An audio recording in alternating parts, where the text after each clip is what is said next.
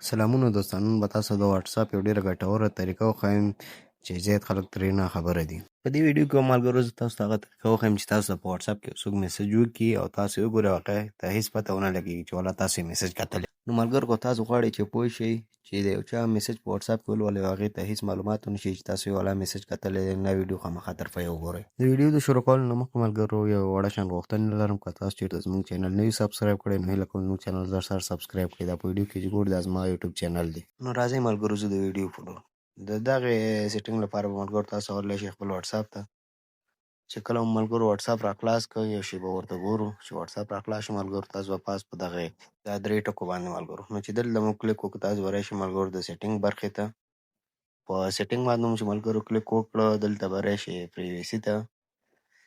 نو دغلته مو ملګرو چې کله کلیک وکړه یو شېبه ورته ګورو چې دلته مو ملګرو کلیک وکړه تاسو به راشئ دلته لاندې چې راغللی ملګري دغه کوم آپشن چې فعال دی دا غیر فعال کړئ. دا ګوره زه اوس ورته خط کوم ملګرو، دغه چې فعال دی دا غیر فعال کړئ. نو د دې نه وروسته که تاسو ته یو څوک میسج وکړي هغې ته به هغه نیلي نشان نه ښکاري چې تاسو یې میسج ولیده. نو ملګرو دا آپشن به اول فعال وي، تاسو به یې غیر فعال کړئ. نو ګورئ ملګرو دلته لیکلي که تاسو ته چېرته څوک په واتساپ کې میسج راولېږي هم نو دا چې غیر فعال کړئ هغې ته به معلومات نه کوي تاسو ولې. د کتلو د معلومولو لپاره تاسو ته ښکاري ملګرو چې دغه ما ځان ته لیکلي لاندې دوه آپشنه ورکول شوي دي شین شوی. کله ملګرو تاسو ورباندې دغه آپشن بند کړئ نو تاسو ته بیا دغه رقم ښکاري.